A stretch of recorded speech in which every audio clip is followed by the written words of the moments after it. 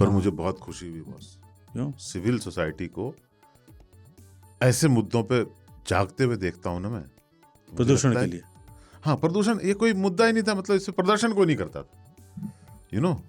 ये यूनिवर्सल चीज है।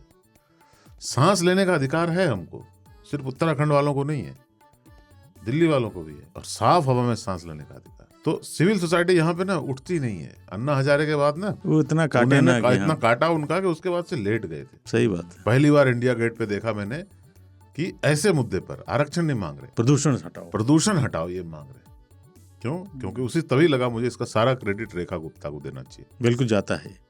क्योंकि अगर वो चीफ मिनिस्टर नहीं होती तो ये लोग सो ही रहते। बीजेपी की गवर्नमेंट होती है तो प्रदूषण में थोड़ा सा मजा आता है, प्रदर्शन करने में लोगों को। हाँ, तब राइटियस फील करते हो आप ज्यादा ना, जैसे कहीं पे क्राइम हो रहा है बहुत, लेकिन बीजेपी की गवर्नमेंट होती है आपको तुरंत लगता है कि इसके लिए एक पूरी चेन जिम्मेदार है।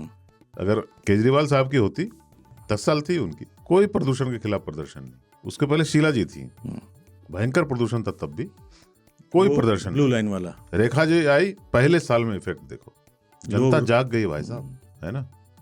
मैं तो जानता नहीं उनको, लेकिन उनको बहुत खुश होना चाहिए कि जनता को जागरूक करने में कितना आसान है कि आप एक चीफ मिनिस्टर लगा दो तो लोग घर से बाहर। लोगों ने चुना ही इसीलिए कि जागरूकता फैलेगी। कुत्ते का फैसला, हाँ, कुत्तों के लिए भी लड़ रहे हैं, प्रदूषण के लिए लड़ रहे हैं। पहले सिर्फ अन्ना हजारे के लिए लड़ते थे, उसके बाद अब सो गए कि नहीं अब केजरीवाल जी हैं, वो तो प्रदूषण संभाल ही लेंगे। अन्ना हजारे को भी वीडियो देखे थे, कहीं गर्दन वर्दन की अपने वो करा रहे थे डॉक्टर के, देखा था तुमने? अन्ना तुम संघर्ष करो, हम तुम्हारे साथ।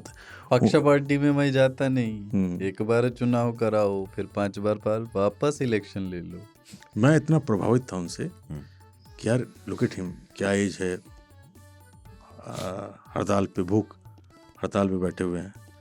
पता चले उनको तो आदत था, प्रैक्टिस था 3-3, 5-5 दिन का। हम ये ऐसे ही आके आराम को डिटॉक्स कर रहे बॉडी को, लोग चले उसमें। मैं बहुत अकेला फील करता था उस टाइम में। मनमोहन सिंह की लोग सोचते थे मैं मनमोहन सिंह को डिफेंड कर रहा हूँ, मेरे फूफा है वो। बिल्कुल भी नहीं, मैं क्यों डिफेंड करूंगा उनको, वो तो कुछ बोलते भी नहीं। पर मैं इस बात पे बहुत क्लियर था कि यस, करप्शन बहुत है, तब उसकी आलोचना करो, लेकिन चुनी हुई सरकार है, आपने चुन के भेजा था, फिर आप उसके खिलाफ आपको खड़े हो पसंद गए, नहीं आएगा तो उसको आप रिमूव कर देना, है ना। ये आदमी कोई रालेगंज सिद्धि से आके यहाँ पे आंदोलन कर रहा है कि नहीं इसको हटाना है।